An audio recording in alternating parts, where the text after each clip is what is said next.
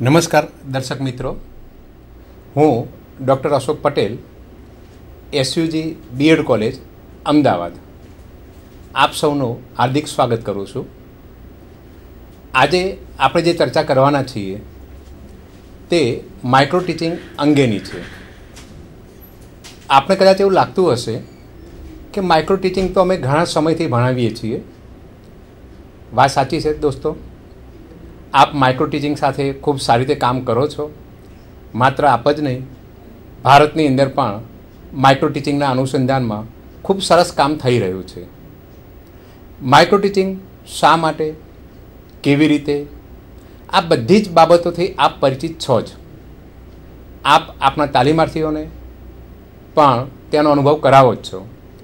પણ મિત્રો, આજે માઇક્રો ટીચિંગમાં આપણે એક નવી બાબત ઉપર જઈ રહ્યા છીએ. કદાચ તમને નવાઈ પણ લાગે કે વળી માઇક્રો ટીચિંગમાં નવું શું? તો હા દોસ્તો, માઇક્રો ટીચિંગની જ્યારે શોધ થઈ એને કેટલા વર્ષો થઈ ગયા. આપણે જાણીએ છીએ કે દર સેકન્ડે નવું જ્ઞાન આવતું જાય છે. દર વર્ષે અનેક નવી પદ્ધતિઓ, પ્રયુક્તિઓ શિક્ષણમાં આવતી જાય છે. ઘણા બધા સુધારા વધારા થતા જાય છે. ઇવન આપ યાદ કરો કે આપણે જ્યારે પહેલું ટીવી ખરીદ્યું હતું તે કેવું હતું? રિમોટ હતું? ટીવીમાં કલર હતો? નહોતો. તો જેમ ચેન્જીસ આવતા જાય છે, નવી નવી શોધ થતી જાય છે, તો સ્વાભાવિક છે કે એનાથી શિક્ષણ કેવી રીતે બાકાત હોય. અને શિક્ષણનો જ એક અભિગમ માઇક્રો ટીચિંગ, એ પણ એમાંથી કેવી રીતે બાકાત હોય. તો દોસ્તો, આજે આપણે માઇક્રો ટીચિંગની બાબતમાં નવી કેટલીક બાબતો એડ કરવા માગીએ છીએ. અને એની પાછળનું એક મુખ્ય રીઝન છે કે ભારતની વાસ્તવિક પરિસ્થિતિ. તો ભારતની પરિસ્થિતિને ધ્યાનમાં રાખીને, આપણા દેશની સાધન સામગ્રીને ધ્યાનમાં રાખીને, ઇન્ફ્રાસ્ટ્રક્ચર, વિદ્યાર્થીઓ, અધ્યાપકો, આ બધાને ધ્યાનમાં રાખીને માઇક્રો ટીચિંગ કેવી રીતે કરીએ તો વધારે સફળ થઈ શકાય, એની પર દોસ્તો આજે આપણે ચર્ચા કરવાના છીએ. તો માઇક્રો ટીચિંગ ની સ્લાઇડ તમે જોશો એટલે આપને ખ્યાલ આવશે જ. સૌથી પહેલાં તો હું તમને કૌશલ્યની સમજ આપીશ. બસ સ્ક્રીન ઉપર બરાબર આપ ધ્યાનથી જોઈ રહેશો. સ્ત્રી, કોઈ પણ લેડીઝ હોય, સ્ત્રી હોય, એ રોટલી કરે છે ત્યારે એ કેટલા પ્રકારના કામ કરે છે. દોસ્તો, આ ઉદાહરણ તમને એટલા માટે આપું છું કે જ્યારે વર્ગખંડમાં આપ કૌશલ્યની સમજ આપો કે કૌશલ્ય કોને કહેવાય, તો એક આ સારા ઉદાહરણથી આપ સરળતાથી સમજાવી શકશો. એટલા માટે હું આ વાત કરી રહ્યો છું. તો ફરીથી આપ સ્લાઇડ ઉપર ધ્યાન આપજો. બરાબર છે? તો સ્ત્રી રોટલી કરે છે ત્યારે કયા કયા કામ કરે છે યાદ કરો. ડબ્બામાંથી ઘઉંનો કે બાજરીનો લોટ લે છે. લોટમાં પ્રમાણસર મીઠું, તેલ નાખે છે. લોટને બરાબર મસળે છે. પાણીથી લોટ બાંધે છે. જરૂર પડે વધારાનું પાણી ઉમેરે છે. ત્યારબાદ લોટને બરાબર ટીંપે છે. ગુલ્લા વાળે છે રોટલી વણવા માટે.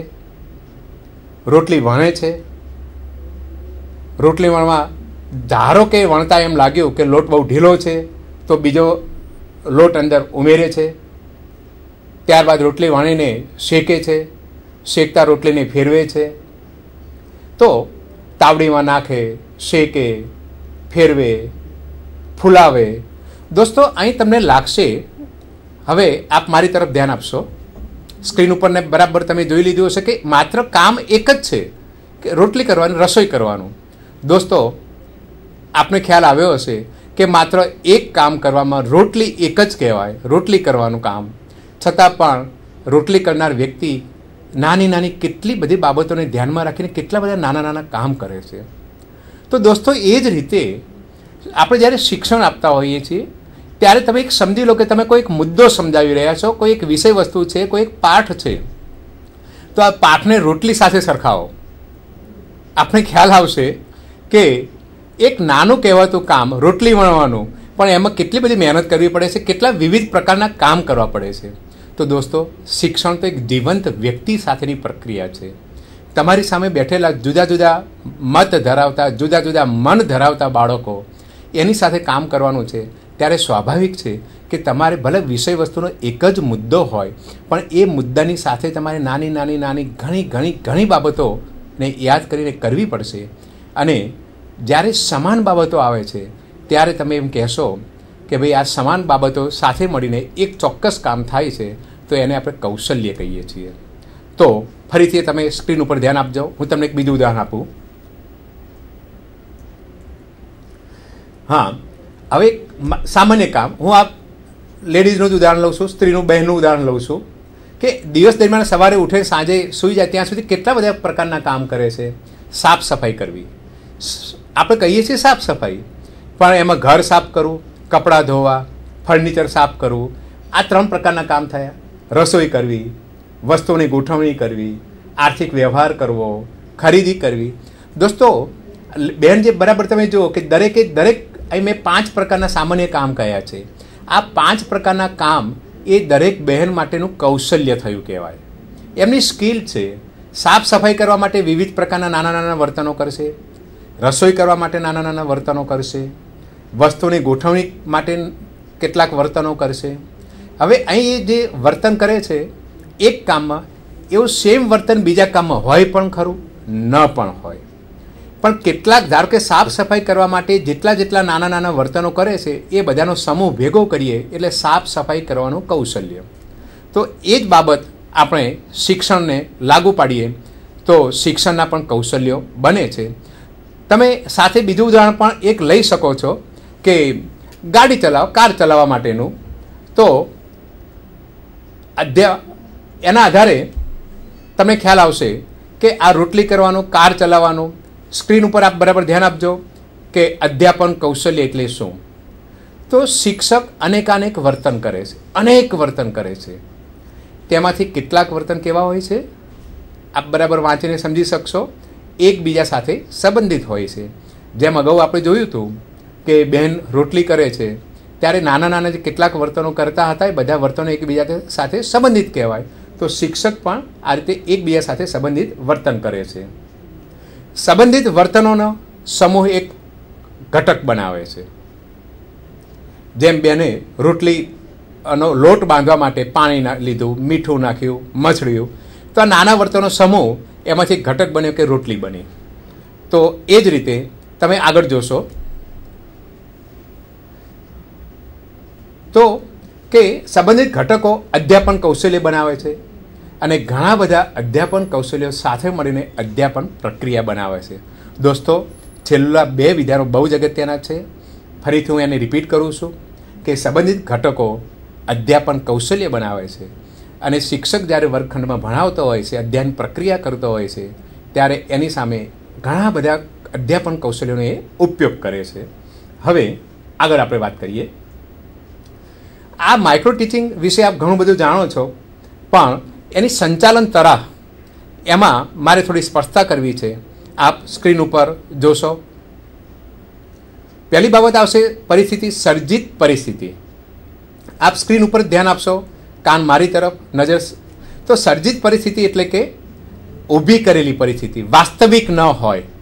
અહીં આપણે આપણી કોલેજમાં કે જે જગ્યાએ છે ત્યાં એક આખી નવી પરિસ્થિતિ ઊભી કરીશું, એને આપણે સર્જિત પરિસ્થિતિ કહીએ છીએ. હકીકતમાં આપણી સામે વિદ્યાર્થીઓ નથી હોતા, વર્ગખંડ નથી હોતો, પણ આપણે એમ કહેવાય કે એક વાસ્તવિકતાને ધ્યાનમાં રાખીને અને નવી જ પરિસ્થિતિ કે જાણે આપણી સામે વર્ગખંડના વિદ્યાર્થીઓ બેઠેલા છે, તાલીમાર્થી પાઠ આપતો હોય છે, હકીકતમાં હોય છે તાલીમાર્થી પણ શિક્ષકની જેમ વર્તન કરતો હોય છે. તો આ બધી પરિસ્થિતિને આપણે સર્જિત પરિસ્થિતિ કહીશું. ત્યારબાદ હવે આખું તમે જોશો તો એની સંચાલન તરાહ. દોસ્તો, એમાં મુખ્ય 3 પરિસ્થિતિ: જ્ઞાન પ્રાપ્તિ, કૌશલ્ય પ્રાપ્તિ અને ઉપયોજન.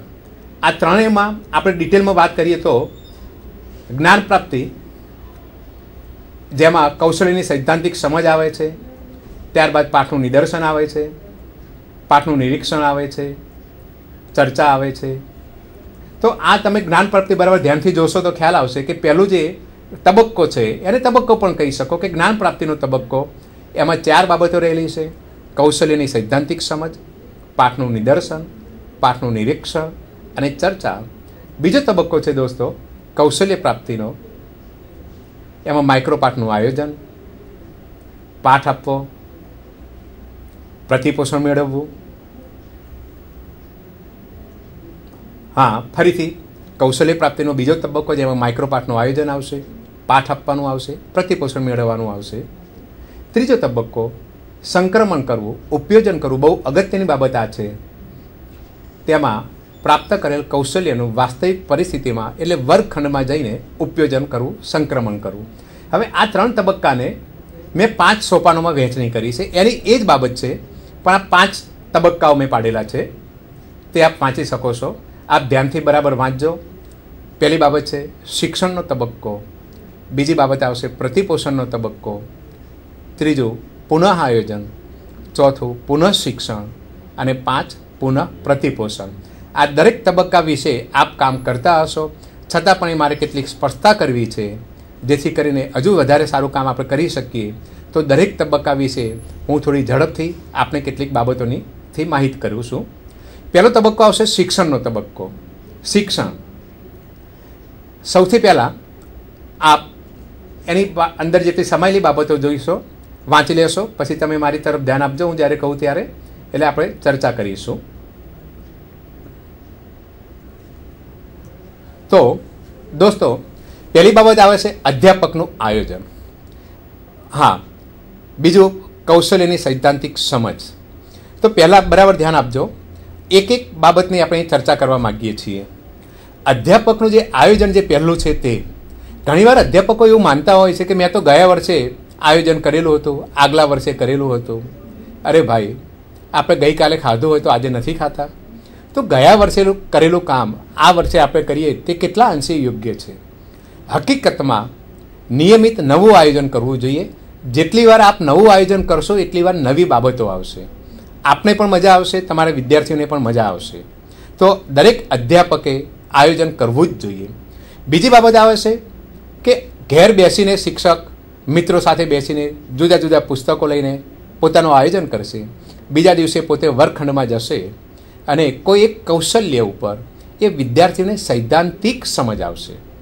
સૈદ્ધાંતિક સમજ, દાખલા તરીકે ઉદાહરણ આપું કે વિદ્યાર્થીઓને આપણે એવું કહી શકીએ કે ભાઈ તમને તરતા આવડે છે? વિદ્યાર્થી કહેશે નથી આવડતું. તો આપણે એવું કહીશું કે ભાઈ તરવું સામાન્ય બાબત છે, પાણીમાં પડવાનું અને માત્ર હાથ પગ હલાવવાના. દોસ્તો આ સૈદ્ધાંતિક બાબત થઈ કહેવાય. અને સૈદ્ધાંતિક બાબતના જ્ઞાન સાથે જો કોઈ પાણીમાં તળાવમાં પડશે તરવા માટે તો શું થશે? તો અહીં શિક્ષકે સૈદ્ધાંતિક સમજ પહેલાં આપવાની છે, માત્ર સૈદ્ધાંતિક કે ભાઈ કોઈ પણ કૌશલ્ય છે એ કૌશલ્યની સમજ આપવાની. તેના સારા પાસા કયા, તેના નરસા પાસા કયા. એટલે કે નરસા એટલે કે એનો અર્થ કહેવાનો મિનિંગ કે જે તે કૌશલ્ય હસ્તગત કરતી વખતે તમારે કઈ કઈ પ્રક્રિયાઓ કરવાની છે અને કઈ પ્રક્રિયાઓ કઈ પ્રવૃત્તિથી દૂર રહેવાનું છે એ તમારે સમજાવવાનું રહેશે. તો એ વાત થશે, આખી સૈદ્ધાંતિક સમજની વાત આવશે.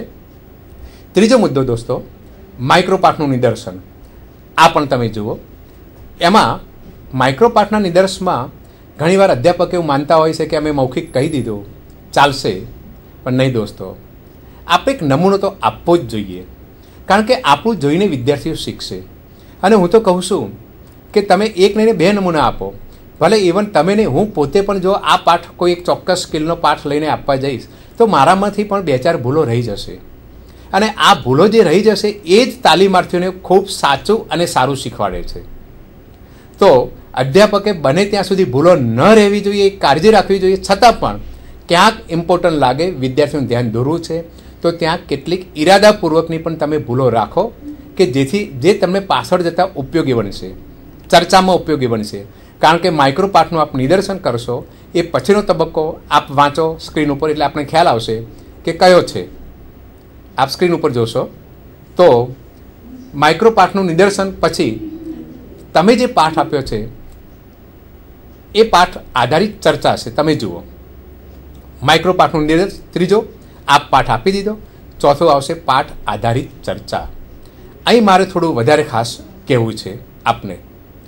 તો ઘણા અધ્યાપકો પોતે જ્યારે પાઠ આપી રહે છે પછી એમ બેલ વાગે જાય અને એમ કહે કે ભાઈ મારું કામ પૂરું થયું, દોસ્તો હકીકતમાં સારી બાબત નથી, બિલકુલ સારી બાબત નથી.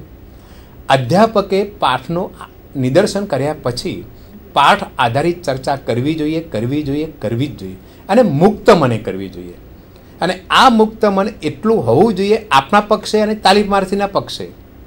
કારણ કે અહીં તમે કરેલી ભૂલો, પહેલી બાબત તો વિદ્યાર્થીઓ કે તાલીમાર્થીઓના ધ્યાનમાં આવે છે કે નથી આવતી. જ્યાં ન આવી હોય તો ત્યાં તમે તાલીમાર્થીને વાત કરો કે ભાઈ આ મારી ભૂલ હતી, મને પછી ખબર પડી, અથવા મેં ઈરાદાપૂર્વક કરી લીધી, આપનું કેમ ધ્યાન ન ગયું. ત્યારબાદ વિદ્યાર્થીઓને સ્વતંત્રતા આપો કે તમારી આવી એક ને બીજી 10 ભૂલો કાઢશે. અને જે તાલીમાર્થી આવી ભૂલો કાઢે એને આપ પ્રોત્સાહિત કરો કે બહુ સરસ તમારું ઓબ્ઝર્વેશન છે. અને જેટલી ભૂલો છે એને ભૂલ કેમ કહેવાય છે, ભૂલ સ્વીકારવાથી પણ નહીં ચાલે, એ શા માટે ભૂલ છે એની ત્યાં તમારે ચર્ચા કરવી જોઈએ. તાલીમાર્થીઓ પણ અંદરોઅંદર ચર્ચા કરે એવું વાતાવરણ તમે સર્જો. માત્ર પાઠ આપી દીધો, જોઈ લીધો એટલાથી પૂરું નહીં થાય.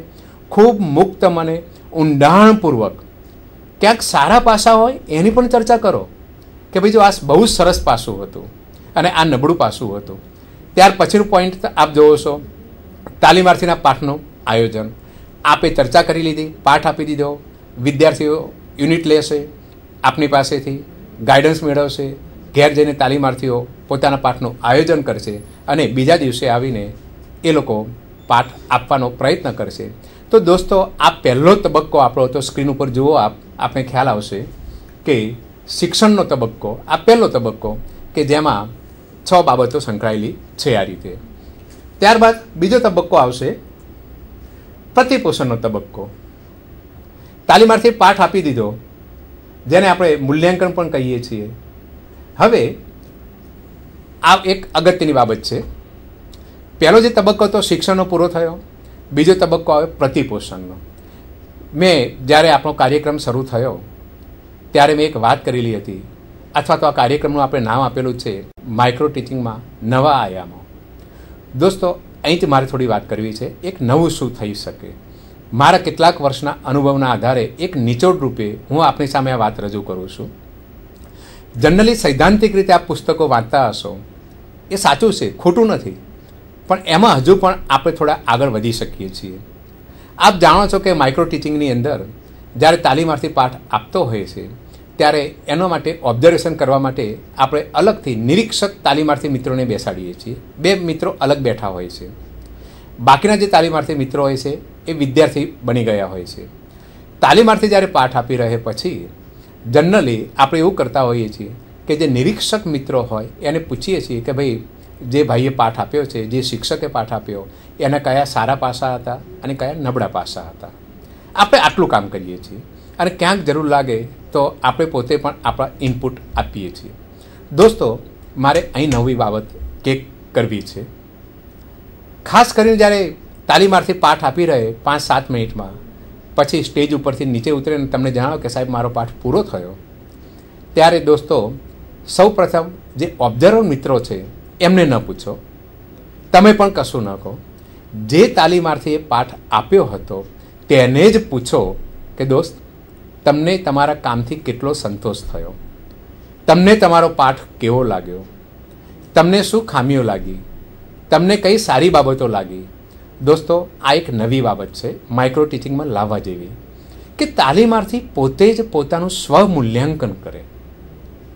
અને એ જ્યારે સ્વમૂલ્યાંકન કરશે અને એને એક અહેસાસ થશે દિલથી કે હા હું પાઠ આપતો હતો, તે સમય દરમિયાન મારામાં આ ખામી રહી ગઈ હતી.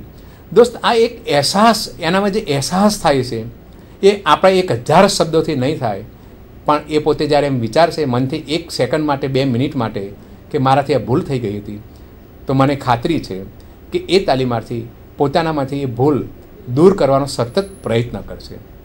તો માઇક્રો ટીચિંગમાં એક આ નવી લાવવાની બાબત છે કે તાલીમાર્થી જેવો પાઠ આપી રહે ત્યારે એના સારા અને નશા પાઠની ચર્ચા કરતાં પહેલાં એને જ પૂછવાનું કે દોસ્ત તમને તમારા કામથી કેટલો સંતોષ છે.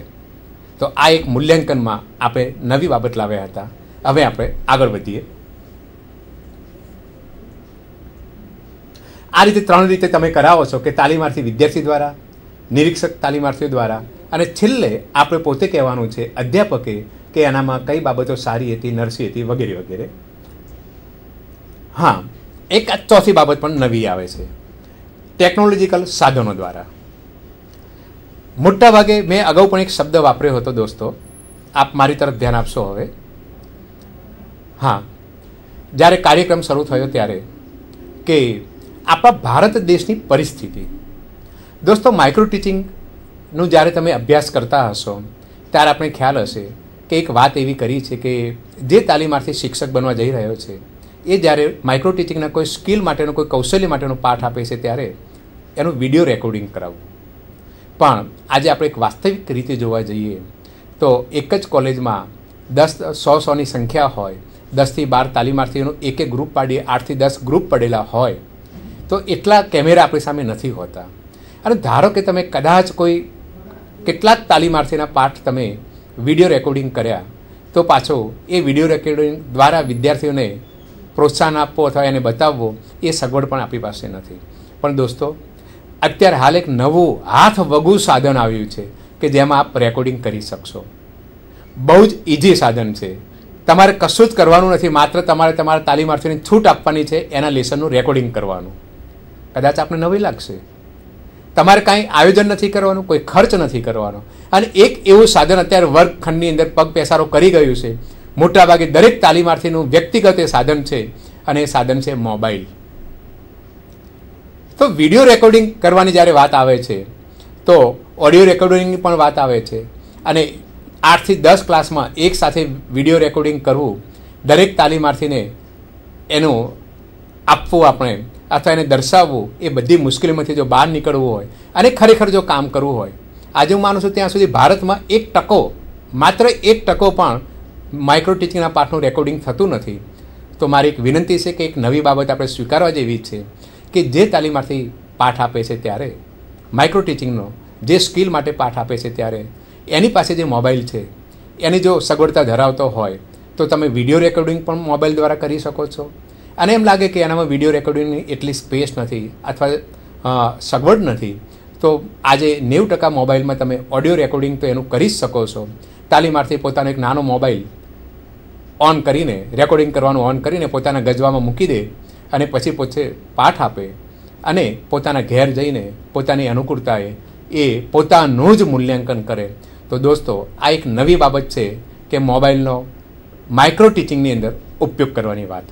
તો આ વાત હતી પ્રતિપોષણની કે તાલીમાર્થીઓ જે પાઠ આપેલા હોય છે સ્કિલ માટેના, એનું પ્રતિપોષણ કેવી રીતે આપવું. તો આપણે એમાં નવી 2 બાબતો ઉમેરી, એક તો જે પાઠ આપે છે તેના દ્વારા અને બીજું મોબાઈલ દ્વારા. હવે આગળ આપણે જોઈએ પાછા.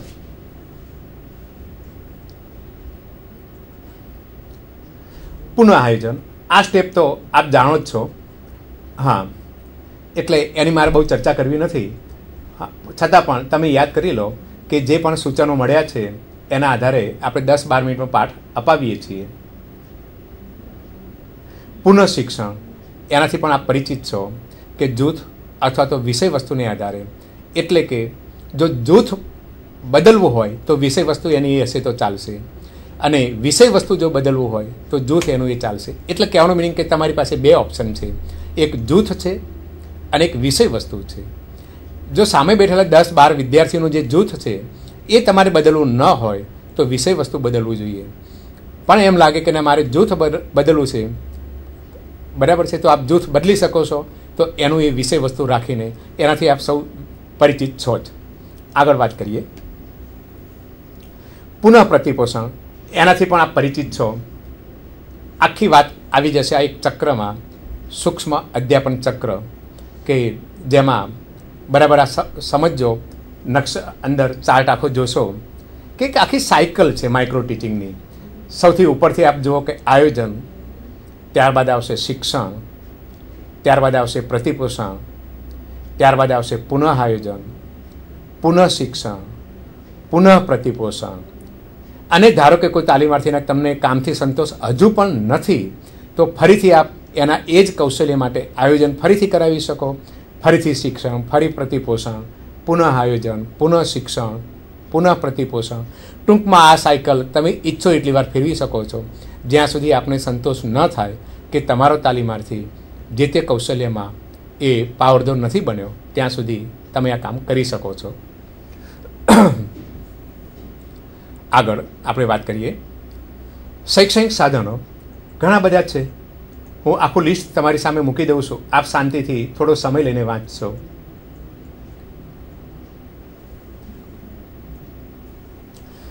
Tape recorder, movie camera, computer, DVD player, audio video cassette, web camera, film, audio CD, voice recorder, cell phone.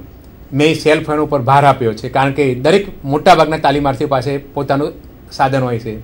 Steel camera, VCR, TV, microphone, MP3 player, one way glasses. અહીં મારે ડિટેલમાં બે બાબતની ચર્ચા કરવી છે. સેલ ફોનની તો આપણે આગળ ચર્ચા કરી ગયા. એક વેબ કેમેરા અને વન વે ગ્લાસીસ. તો થોડું ધ્યાન આપશો આપ. વેબ કેમેરા આજે વર્ગખંડમાં એવું પણ બને છે કે કેટલાક જે વિદ્યાર્થીઓનું જે જૂથ હોય છે એમાં કેટલાક મિત્રો પાસે પોતાના લેપટોપ પણ હોય છે. અને આજે મોટાભાગની B.Ed તાલીમી કોલેજો જે છે એમાં એમના પોતાના કમ્પ્યુટર પણ છે, કમ્પ્યુટર સારી લેબ પણ છે. તો હવે વાત રહી માત્ર વેબ કેમ લાવવાની. બહુ જ ઓછા ખર્ચમાં આપ એક નવો કેમેરો ખરીદી શકો છો. અને જો લેપટોપ હોય તો લેપટોપની અંદર તો સ્વાભાવિક છે કે ઇનબિલ્ટ કેમેરો આવે છે, ખર્ચ કરવાની જરૂર નથી. તો એક નવો જે સાધન કહેવાય વેબ કેમેરા, એનો પણ મેક્સિમમ ઉપયોગ કરી શકાય છે માઇક્રો ટીચિંગના અનુસંધાનમાં, જે આજે મોટાભાગના લોકો આપણે કરતા નથી. પણ બીજા બધા સાધનો જે જૂના સાધનો હતા એની જગ્યાએ હવે નવા સાધનોને આપણે સ્થાન આપવું જોઈએ. તો જેથી કરીને આપણું કામ બહુ સરળ બનશે અને ક્વોલિટી પણ ઇમ્પ્રૂવ થશે, ક્વોલિટી પણ આપણને મળશે. પછી બીજી બાબત છે, ઘણા બધા મિત્રો મને પ્રશ્ન કરે છે કે આપના પુસ્તકમાં અમે વાંચીએ છીએ કે વન વે ગ્લાસીસ. તો આ વળી શું છે? તમે જુઓ સ્ક્રીન ઉપર છેલ્લા નંબરનું સાધન વન વે ગ્લાસીસ લખેલું છે. તો એના ઉપરની હું વાત આપને સમજાવું તો વન વે ગ્લાસીસ એટલે બીજું કશું નથી, પણ દાખલા તરીકે તમે કલ્પના કરો કે તમે કોઈ કારની અંદર મુસાફરી કરી રહ્યા છો.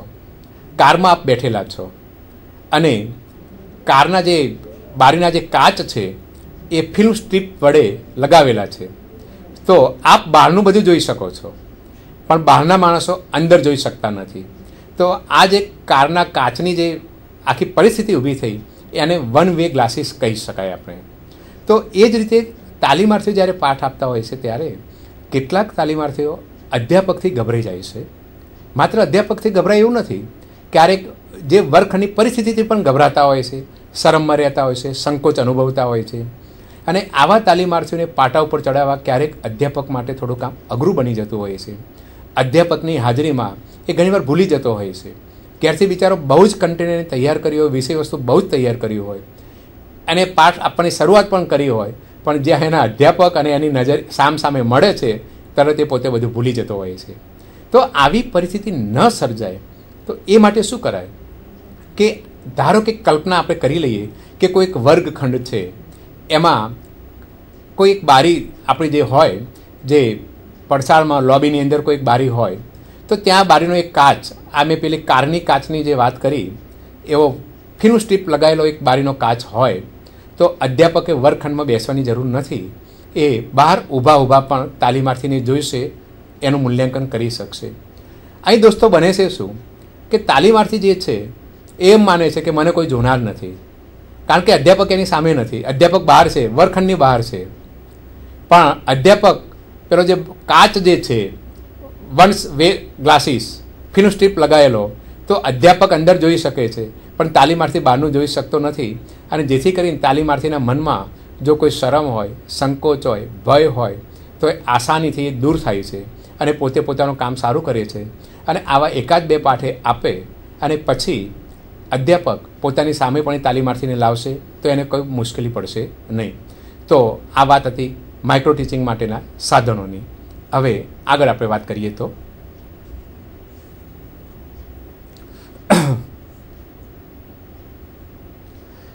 હા,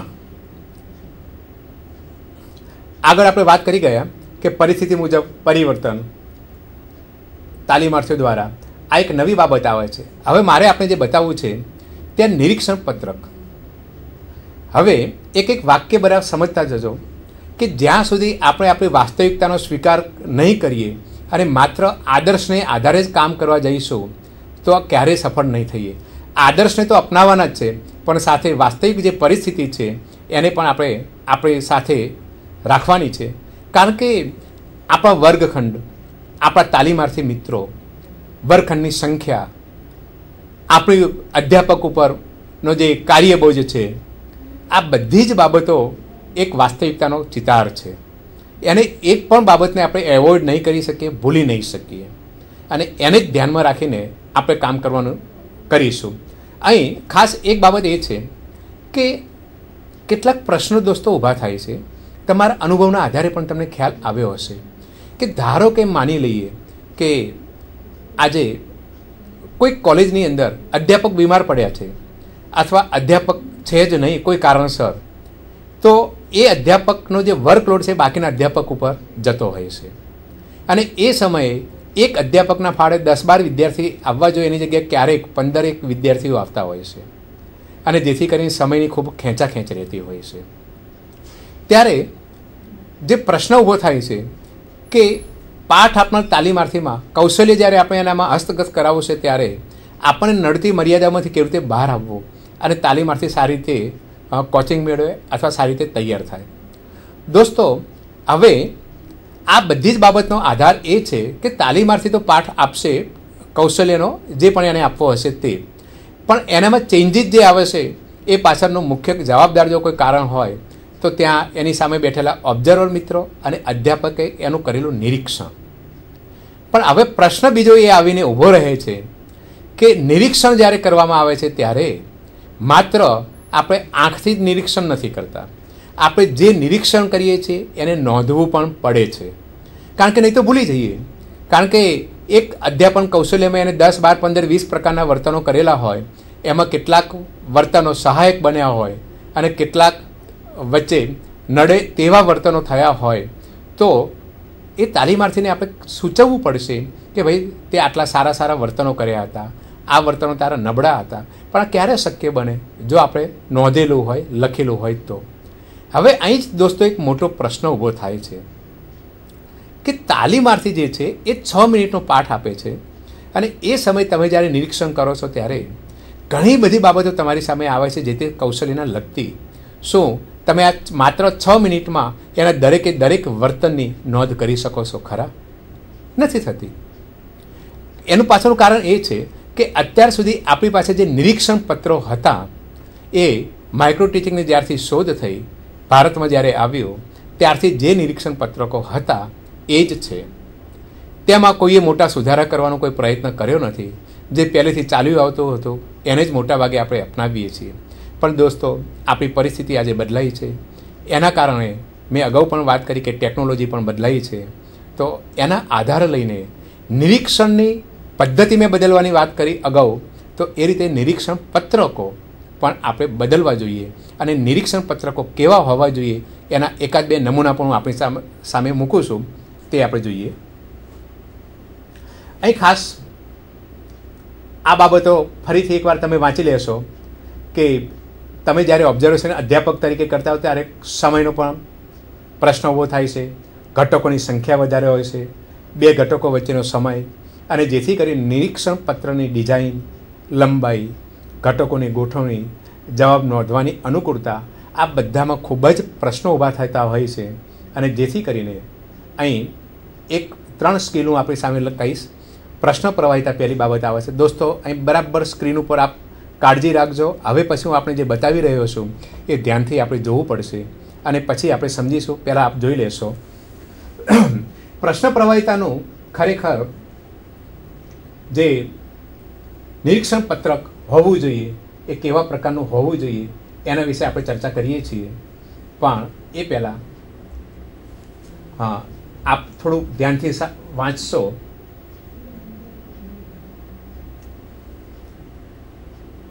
આ એક નિરીક્ષણ પત્રકનો હું તમારી સામે નમૂનો મૂકું છું. હા, બરાબર આપ ધ્યાનથી જોશો.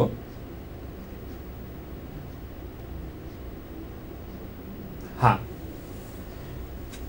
આપ દ્રશ્ય આપની આંખ જે છે તે સ્ક્રીન ઉપર જ રાખજો.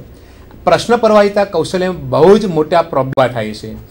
હું માનું છું મારા અનુભવ પ્રમાણે મોટાભાગે 80-90% અત્યાર સુધી જે નિરીક્ષણ થાય છે એ અદ્ધર તાલ જ એમ કહી શકાય, સાચું નહોતું થતું. તો સચ્ચાઈની નજીક આવવા માટેનું એક આ નવું નિરીક્ષણ પત્ર આપણે બનાવી શકીએ. ઉપરની જે બાબતો છે, આ બધી જે ઉપર જે તમે જુઓ છો એ બધું તો સ્વાભાવિક છે કે તમે બધા કરતા હશો. પણ અહીંથી મારું જે કર્સર ફરે છે, તમને જે દેખાય છે કર્સર ફરતું, હા તે જ ખાસ જોજો. આ જે આંકડાઓ લખ્યા છે 1 થી 20 સુધીના, એ પ્રશ્નોની સંખ્યા છે. આ પ્રશ્નોની સંખ્યા છે. હવે આ સંખ્યા કેમ રાખવી પડી, અહીં લખવી પડી? કારણ કે એમ સમજી લો કે પ્રશ્ન પ્રવહિતાનું જ્યારે નિરીક્ષણ કરવામાં આવે છે ત્યારે કોઈ તાલીમાર્થીએ, નિરીક્ષક તાલીમાર્થીએ કોઈ ભૂલ કાઢી કે ભાઈ તારો એક પ્રશ્ન હતો એમાં વાક્ય રચના ખોટી હતી, અથવા તમે બહુ ઝડપથી બોલ્યા હતા. તો પાઠ આપનાર તાલીમાર્થી કહે છે કે ભાઈ મારા કયા પ્રશ્નમાં વાક્ય રચના ખોટી હતી, અશુદ્ધ હતો, તો નિરીક્ષક મિત્ર પાસે જવાબ નથી હોતો દોસ્તો. અને એ સમયે એ કહી શકે જો આ પત્રક હોય તો કે ભાઈ તારો 7 નંબરનો કે 9 નંબર કે 12 નંબરનો પ્રશ્નમાં વાક્ય રચના ખોટી હતી. અથવા તો ઘણીવાર તો નિરીક્ષક મિત્રે પાઠ આપનાર તાલીમાર્થી કેટલા પ્રશ્નો પૂછ્યા એનો નિરીક્ષક મિત્રોને પણ ખ્યાલ હોતો નથી. તો અહીં જે આ 1 થી 20 નંબરના જે પ્રશ્નો આપ્યા છે, એ તાલીમાર્થી જ્યારે પ્રશ્ન પ્રવહિતા કૌશલ્યનો ઉપયોગ કરતો હોય ત્યારે પહેલો પ્રશ્ન પૂછે ત્યારે અહીં 1 ઉપર સંકેત કરી દેવાનો રહેશે, બીજો પ્રશ્ન પૂછે ત્યારે 2 ઉપર, ત્રીજો પ્રશ્ન પૂછે ત્યારે 3 ઉપર. દોસ્તો આ રીતે કેટલા પ્રશ્નો પૂછ્યા તેનો ખ્યાલ આવશે. હવે આપ નીચે જોશો. જનરલી અત્યાર સુધી શું થતું હતું કે મોટાભાગના લોકો જે વાપરે છે નિરીક્ષણ પત્રક, એમાં એમ જ છે કે ભાઈ પ્રશ્નનું બંધારણ કયું કેવું છે. તો દાખલા તરીકે વ્યાકરણની રીતે અશુદ્ધ પ્રશ્ન છે, એકમ સાથે અસંબંધિત પ્રશ્ન છે, આવી ઘણી બધી બાબતો આવતી હતી. તો એની સામે ખરા કે ખોટાની નિશાની કરવાની આવે છે. આપ જે મોટાભાગે નિરીક્ષણ પત્ર વાપરો છો એમાં આ જ બાબતો છે કે તમારે જે તે ઘટક છે એની સામે ખરા કે ખોટાની નિશાની કરવાની છે. પણ દોસ્તો અહીં જ મારો એક પ્રશ્ન છે આપને, કે ધારો કે ફરીથી આપણે કહીએ કે વ્યાકરણની રીતે અશુદ્ધ પ્રશ્ન, જો તમે ખરાની નિશાની કરશો તો એનો અર્થ એવો થશે કે શું બધા જ પ્રશ્નો વ્યાકરણની રીતે અશુદ્ધ હતા? આ એક મોટો પ્રશ્ન થાય છે. તો આપણે જ્યારે તાલીમાર્થીને માર્ગદર્શન આપવાનું હોય છે તો કયો પ્રશ્ન અસ્પષ્ટ હતો, વ્યાકરણની રીતે અશુદ્ધ હતો, એ આપણે એને કહેવું પડશે. તો આ જે ખાનામાં છે ત્યાં પ્રશ્નનો ક્રમ લખવાનો હોય છે. ફરીથી આપ જોશો કે વ્યાકરણ રીતે અશુદ્ધ પ્રશ્ન, ધારો કે આપણને 5મા નંબરનો પ્રશ્ન લાગ્યો કે અશુદ્ધ છે તો અહીં આપણે 5 લખશું. ફરી 9મા નંબરનો પ્રશ્ન લાગ્યો તો આપણે અહીં 9 લખશું. અહીં આપણે ખરા ખોટાની નિશાની કરતા નથી, પ્રશ્નનો ક્રમ લખીએ છીએ. અને પ્રશ્નનો ક્રમ લખવાથી ઝડપથી તાલીમાર્થી આ આખી બાબત જે છે એ 1 જ મિનિટની અંદર પૂરી શકે છે. પાઠ આપણ તાલીમાર્થી એક પ્રશ્ન ઉપરથી બીજા પ્રશ્ન ઉપર જાય એ પહેલાં બધું જ કરી શકે છે. તો આ દરેક ખાના જે શિક્ષણનું છે એ દરેકની અંદર ખરા ખોટાની નિશાની કરવાની નથી, પ્રશ્ન નંબર લખવાનો હોય છે કે જેથી કરીને પાઠ આપ્યા પછી ચર્ચા જ્યારે કરવામાં આવે ત્યારે પ્રશ્ન નંબર પ્રમાણે ચર્ચા થાય કે ભાઈ તારો 4થા નંબરનો પ્રશ્ન એ ખૂબ અઘરો હતો, 3જા નંબરનો પ્રશ્ન પડઘા પ્રશ્ન હતો, 8મા નંબરનો પ્રશ્ન અસ્પષ્ટ હતો. ટૂંકમાં પિન પોઈન્ટ આપણે મૂલ્યાંકન કરી શકીએ છીએ. પછી બીજી બાબત આવે છે એમ જ કે પ્રશ્ન પૂછવાની ઝડપ, આ પણ એક નવી બાબત છે. એમ જ કે પ્રશ્ન પૂછવાની ઝડપ વધુ પ્રમાણમાં છે, યોગ્ય પ્રમાણમાં છે, ધીમી છે. તો એ માત્ર એને ખરા કે ખોટાની નિશાની કરવાની છે. જનરલી એવું જોવા મોટાભાગે મળે છે કે વ્યક્તિની બોલવાની જે ટેવ છે એ ક્રમશઃ એક સમાન જ રહેતી હોય છે. એટલે કે જે વિદ્યાર્થી પ્રશ્ન ઝડપથી પૂછતો હશે એ ઠેઠ સુધી પ્રશ્ન ઝડપથી જ પૂછશે. તો એ જ રીતે પ્રશ્નો હાવભાવ સાથે પૂછ્યા કે ન પૂછ્યા, તો આ નીચે જે તમને બધા જે કોલમ અને રો દેખાય છે એમાં ખાલી ટીક માર્ક કરવાની વાત આવે છે.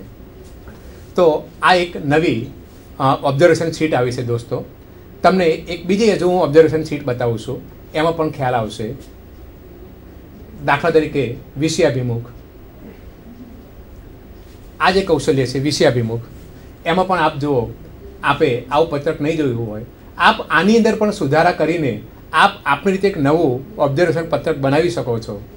અહીં પણ આપ જુઓ વિષયાભિમુખ. હવે જનરલી અત્યાર સુધી આપ વાપરો છો એમાં પહેલો પ્રશ્ન હોય છે કે પૂર્વજ્ઞાનનો ઉપયોગ કર્યો, તો જનરલી આપણે હા કે નામાં જવાબ આપીએ છીએ. પણ એ પૂર્વજ્ઞાનનો ઉપયોગ સંતોષકારક હતો કે કેમ, તો આ મૂલ્યાંકન પત્રમાં 3 બાબતો આપવામાં આવેલી છે કે પૂર્વજ્ઞાનનો ઉપયોગ એને સરસ રીતે કર્યો, ઠીક કર્યો કે ખરાબ કર્યો. માત્ર ટીક માર્ક કરવાનું છે. તો 1 સેકન્ડમાં એ ટીક માર્ક કરી અને કામ કરશે એટલે અહીં કામ આખું પૂરું થાય છે. તો આ જે નિરીક્ષણ પત્રક હતું એ જ રીતે કાપા કાર્યની અંદર પણ આપ નવું નિરીક્ષણ પત્રક લાવી શકો છો. હવે બીજી બાબત આવે છે માઇક્રો ટીચિંગ અને મનોવિજ્ઞાન. તમને કદાચ નવી લાગશે કે માઇક્રો ટીચિંગની અંદર મનોવિજ્ઞાન હોઈ શકે, તો આ બાબત આવે છે એને ખાસ આપ જુઓ. હા, તો માઇક્રો ટીચિંગ અને મનોવિજ્ઞાન એ બંને એકબીજા સાથે ખૂબ સંકળાયેલી બાબત છે. એમાં સ્કિનરનું કારક અભિસંધાન, કારણ કે માઇક્રો ટીચિંગમાં તાલીમાર્થી જ્યારે પાઠ આપે છે ત્યારે એની સારી બાબતો અધ્યાપક જણાવશે, એના મિત્રો જણાવશે, એટલે એને પ્રોત્સાહન મળશે અને એ તરત જ કહેવામાં આવે છે. એટલે કાર્યનું જે સારું કામ હશે તેને અવારનવાર કરવાનો પ્રયત્ન કરશે. તો અહીં મનોવિજ્ઞાન રહેલું છે દોસ્તો. બીજી બાબત આપ જુઓ, અભિક્રમિત અધ્યયન, નાના પગલાંનો સિદ્ધાંત અભિક્રમિત અધ્યયનમાં જે આવે છે. તો અહીં પણ સમય ઓછો, વિષય વસ્તુ ઓછું, નાની નાની બાબતો, પરિણામની તરત જ જાણ જેમ અભિક્રમિત અધ્યયનમાં થાય છે તેમ દોસ્તો અહીં પણ થાય છે. ત્વરિત પ્રતિપુષ્ટિ જેમ અભિક્રમિત અધ્યયનમાં થાય છે એમ માઇક્રો ટીચિંગમાં પણ થાય છે. અને શિક્ષણ સંક્રમણ પણ થાય છે, કારણ કે માઇક્રો ટીચિંગ દ્વારા મેળવેલ જે કૌશલ્ય છે એનો એ ઉપયોગ જે થાય છે તે વર્ગખંડમાં જઈને કરવાનો છે. તો દોસ્તો માઇક્રો ટીચિંગની અંદર મનોવિજ્ઞાન સંકળાયેલું છે. મનોવિજ્ઞાનનો ઉપયોગ કરો. પણ આજનો આપણો મુખ્ય હેતુ જે હતો કે માઇક્રો ટીચિંગમાં નવા આયામો, તો મેં મારી રીતે નવા આયામો લાવવાનો પ્રયત્ન કર્યો છે. હજુ પણ આપ જો વિચારશો તો નવા આયામો આવશે. અને અંતે એક બાબતનું આપણી ઉપર ધ્યાન દોરવાનું હું ચૂકીશ નહીં કે આજે પણ તમે વર્ગખંડમાં કૌશલ્ય જ્યારે શીખવતા હશો ત્યારે કહેતા હશો કે મુખ્ય કૌશલ્યો 22 છે, 20,000 જેટલા શિક્ષક વર્તન કરે છે વગેરે વગેરે. દોસ્તો પણ સમય બદલાઈ ગયો અને માટે હવે નવા કૌશલ્ય પણ આવે છે, જેમ કે ટેકનોલોજીનો વર્ગખંડમાં ઉપયોગ કરવો. પાવર પોઈન્ટ પ્રેઝન્ટેશન દ્વારા કોઈ શિક્ષક શીખવતો હોય તો ક્યાં એ કૌશલ્યની વાત છે આજે પણ. તો એ નવું કૌશલ્ય આવશે કે વર્ગખંડમાં શિક્ષક આઈટીનો ઉપયોગ કેવી રીતે કરશે. એક નવી સ્કિલ જોઈશે તો નવા કૌશલ્યો પણ ઉમેરાતા જશે. તો મિત્રો, આપ સૌને મારી એક વિનંતી છે કે આપ પણ હજુ થોડું ઊંડાણપૂર્વક વિચારો. નવા નિરીક્ષણ પત્રો બને એ સારી બાબત છે, નવી બાબતો આવે તે સારી બાબત છે. અને આજનું તમારા માટે અને મારા માટે એક નવું હોમવર્ક કે આઈટીના અનુસંધાનમાં, ટેકનોલોજીના અનુસંધાનમાં શિક્ષક પાસે કયા કૌશલ્ય હોવા જોઈએ એના વિશે આપણે સૌ વિચારીએ અને બહુ જ ઝડપથી એ કૌશલ્યનો સમાવેશ પણ આપણે માઇક્રો ટીચિંગમાં કરીએ. તો દોસ્તો, નમસ્કાર.